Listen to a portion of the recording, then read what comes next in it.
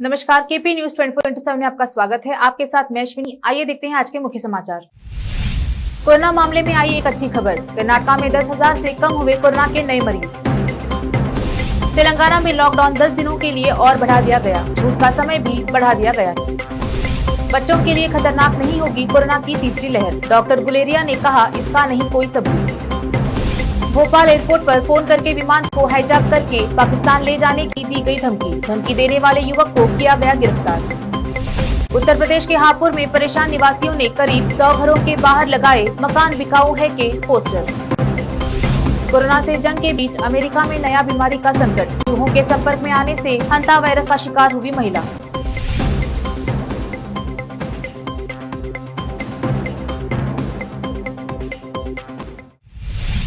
अब समाचार विस्तार से। रंग मंदिर जिला बिदर में आज जीवन प्रकाश कल्चरल एंड एजुकेशनल सोसाइटी की ओर से अंधे गरीब लोगों में राशन किट्स वितरण किए गए। इस अवसर पर सोसाइटी के अधिकारी समेत दूसरे भी मौजूद थे।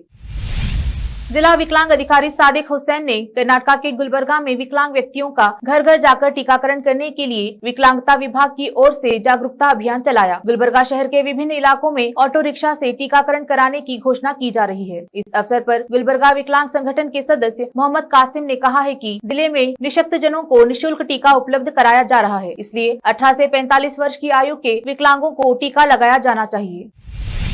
कोरोना के इस संकट के बीच एक अच्छी खबर आई है कि कर्नाटक में कोरोना संक्रमण के नए मामले मंगलवार को घटकर 10,000 से भी कम हो गए। मंगलवार को राज्य में 9,808 नए लोगों में संक्रमण की पुष्टि हुई है। वहीं 23,449 मरीज स्वस्थ होकर घर लौटे। राज्य में कोरोना के कुल एक्टिव मामले 2,25,004 हो गए। वहीं मंगलवार को संक्रमण से 179 लोगों की मौत हो गई। राज्य में पॉजिटिविटी दर 7.53% रही। स्वास्थ्य विभाग के अनुसार बेंगलुरु शहरी जिले में 2,028 नए मरीज मिले हैं। यहाँ 44 संक्रमितों की मौत हो गई। वहीं 7,664 मरीज स्वस्थ होकर घर लौटे। कोरोना से उभरे बच्चों में बुखार, सूजन और कई अंगों में शिथिलता के रूप में मल्टी सिस्टम इन्फ्लेमेटरी सिंड्रोम के मामले चिंताजनक रूप से सामने आ रहे हैं। सरकार के पास ऐसे मामलों का आंकड़ा नहीं है। निजी चिकित्सकों के अनुसार कोविड से उभरे 5% बच्चे MIS की चपेट में आ रहे हैं। कई निजी व सरकारी अस्पतालों में गत एक माह के दौरान 15 से 24 बच्चों का उपचार किया है। महामारी रोग विशेषज्ञ डॉक्टर वी रवि ने बताया कि कोविड से ठीक होने के करीब 2 सप्ताह बाद बच्चे MIS के शिकार हो रहे हैं। बड़ों की तरह बच्चों में भी पोस्ट कोविड स्वास्थ्य समस्याएं सामने आ रही हैं। तेलंगाना में आज मुख्यमंत्री चंद्रशेखर राव की अध्यक्षता में कैबिनेट की अहम बैठक हुई, जिसमें विभिन्न मंत्रियों और वरिष्ठ अधिकारियों ने हिस्सा लिया। कैबिनेट ने कोरोना के मौजूदा हालात के अलावा संभावित तीसरी लहर पर भी विचार किया। कैबिनेट की बैठक में लॉकडाउन को लेकर भी अहम फैसला लिया गया। लॉकडाउन को और 10 दिनों के लिए बढ़ा दिया गया और छूट के घंटों को एक बार फिर बढ़ा दिया गया। राज्य में अब लॉकडाउन को बढ़ाकर 19 जून कर दिया गया है और छूट के घंटों को सुबह 6 बजे से शाम 5 बजे तक बढ़ा दिया गया है, जबकि लोगों को शाम 6 बजे तक घर जाने की अनुमति होगी। शाम 5 बजे तक सभी दुकानें बंद रहेंगी।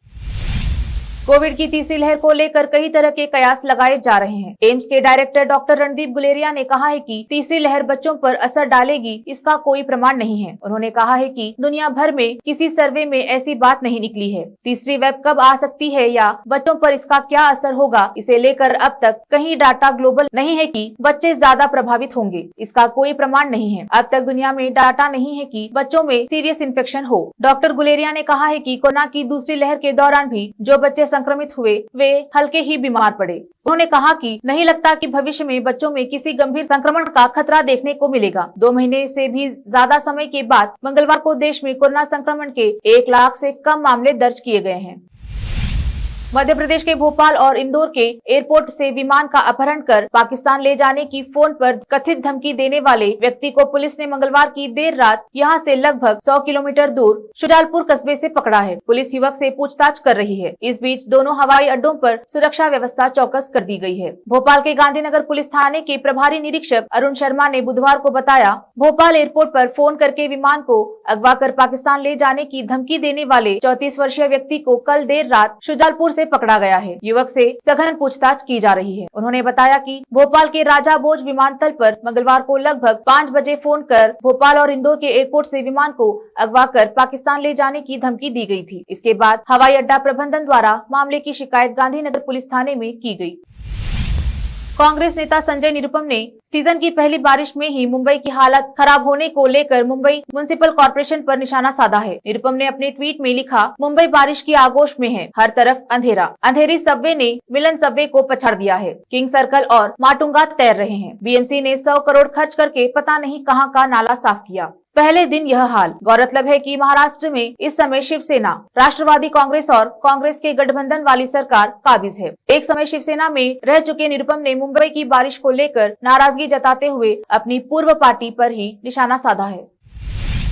10 जून को होने जा रहा है इस साल का पहला सूर्य ग्रहण। भारत में केवल अरुणाचल प्रदेश और लद्दाख के कुछ हिस्सों में ही सूर्यास्त से कुछ समय पहले दिखाई देगा। यह वलयाकार सूर्य ग्रहण होगा और यह खगोलीय घटना तब होती है जब सूर्य, चंद्रमा और पृथ्वी एक सीधी रेखा में आ जाती हैं। एमपी बिरला तारामंडल के निर्देशक डीबी प्रसाद दुरई ने मंगलवार को यह कहा कि सूर्य ग्रहण भारत में अरुणाचल प्रदेश और लद्दाख के कुछ हिस्सों से ही दिखाई देगा। अरुणाचल प्रदेश में दिबांग वन्य जीव अभयारण्य के पास से शाम लगभग 5:52 पर इस खगोलीय घटना को देखा जा सकेगा। वहीं लद्दाख के उत्तरी हिस्से में जहां शाम लगभग 6:15 पर सूर्यास्त होगा, शाम लगभग 6 बजे सूर्य ग्रहण देखा जा सकेगा।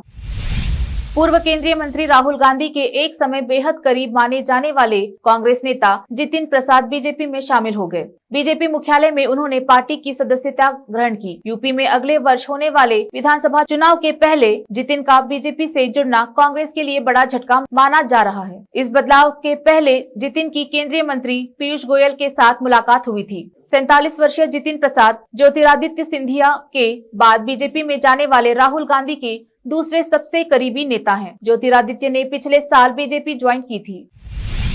बिहार के गया जिले के रेलवे स्टेशन पर आरपीएफ के सब इंस्पेक्टर ने फरिश्ता बनकर यात्री की जान बचाई। 32 सेकंड के इस वीडियो में साफ देखा जा सकता है कि कैसे रेलवे स्टेशन पर यात्री की जान बाल बाल बची। ये पूरी घटना सीसीटीवी कैमरा में रिकॉर्ड हो गई है। गया रेलवे स्टेशन पर एक यात्री चलती ट्रेन में चढ़ने की कोशिश कर रहा था, तभी प्लेटफॉर्म पर उसका सामान गिर गया। जब वह उस सामान को उठाने के लिए नीचे झुका, उसका पैर पायदान से फिसला और वह नीचे जा गिरा। यात्री के पैर फिसलने के बाद सब इंस्पेक्टर राजेंद्र कुमार भागकर उस यात्री के पास पहुंचे और ट्रेन की चपेट में आने से बचा लिया। केपी न्यूज में फिलहाल वक्त है एक छोटे से ब्रेक का।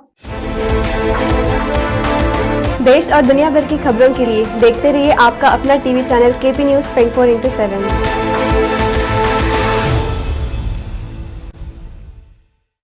केपी चैनल के निर्देशक और नूर शिक्षण संस्थान के अध्यक्ष मोहम्मद अयाज खान ने एक बार फिर आगे आकर जरूरतमंदों की तरफ मदद का हाथ बढ़ाया। राज्य में अप्रैल माह से लॉकडाउन की स्थिति बनते हुए अब जब संपूर्ण लॉकडाउन किया गया है, ऐसे में रोज काम करने वालों का रोजगार छिन जाने या अन्य कामकाज बंद रहने से परेशान चल रहे लोगों को अयाज खान ने अपनी ओर से मुफ्त राशन किट वितरण किया। अयाज खान मुसीबत के समय लोगों की मदद के लिए आगे आए हैं। वह हमेशा लोगों के कठिन समय में उनकी किसी न किसी प्रकार से बिना किसी भेदभाव से मदद करते आए हैं। बीदर में लॉकडाउन के शुरू होते ही उन्होंने लोगों को संकट का सामना न करना पड़े, इसलिए राशन किट वितरण किया। शहर में विभिन्न क्षेत्रों में राशन किट वितरण कर रहे हैं। इसके अलावा खान साहब के कॉलेज तक पहुंचे जरूरतमंद लोगों को भी किट दिया जा रहा है। अयाज खान का कहना है कि लॉकडाउन के कारण लोगों में परेशानी और डर है। ऐसे में लोगों का कामकाज बंद रहने से कठिनाई का सामना कर रहे लोगों को परेशानी न हो, इसलिए सभी धर्मों के लोगों को यह राशन किट बांटे जा रहे हैं।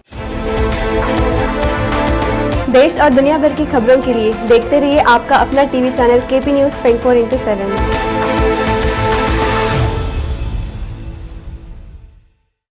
ब्रेक के बाद फिर एक बार आपका स्वागत है। आइए देखते हैं आगे के समाचार। अलीगढ़ के बाद अब उत्तर प्रदेश के हापुड़ की दलित बस्तियों में मकान बिकाऊ है के पोस्टर लगाने का मामला सामने आया है। इधर क्षेत्र में सड़क, पानी व अन्य सुविधाओं के अभाव में करीब 80 से 90 दलित परिवार ने अपने अपने घरों में बिक्री के लिए घर के पोस्टर लगा दिए हैं। बहुजन समाज पार्टी की अध्यक्ष मायावती ने 21 जून से देश में सभी को मुफ्त टीकाकरण देने के केंद्र सरकार के फैसले की तारीफ की, लेकिन उन्होंने इसे सही दिशा में उठाया गया कदम बताया। बसपा अध्यक्ष ने आज यहां एक ट्वीट में कहा है कि देश में कोरोना महामारी की दूसरी लहर बेहद घातक साबित होने के बाद इसे रोकने के लिए 21 जून से सभी को मुफ्त टीका उपलब्ध कराने के केंद्र सरकार के फैसले में देरी हुई, लेकिन यह उचित है, करने के लिए बात है और इसे वही समाप्त होना चाहिए।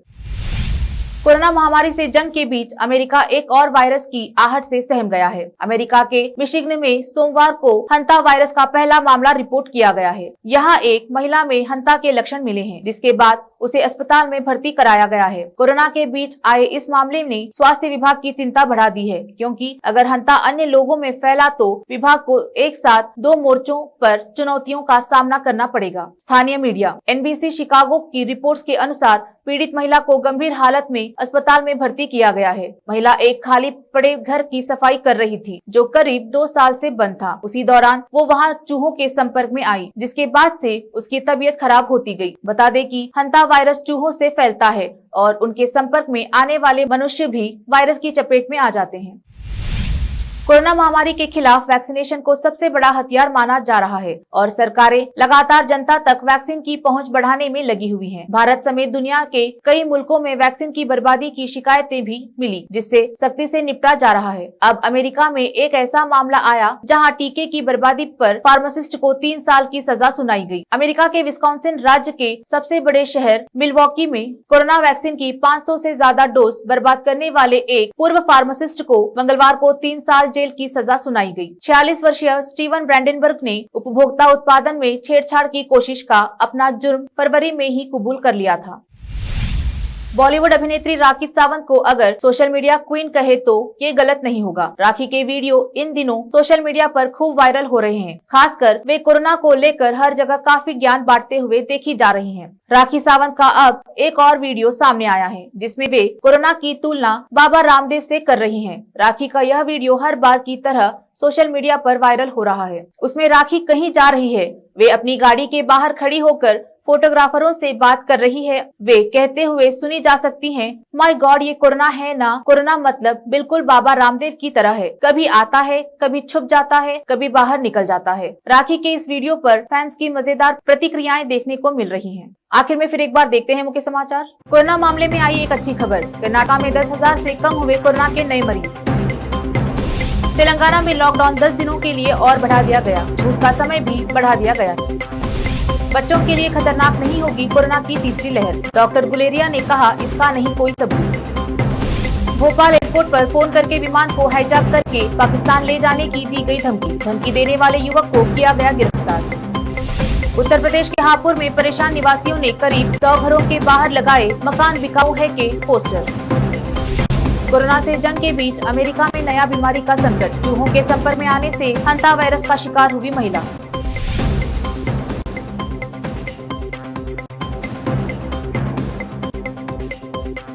केपी न्यूज में फिलहाल इतना ही। देश प्रदेश के समाचारों के लिए देखते रहिए केपी न्यूज 24/7। धन्यवाद।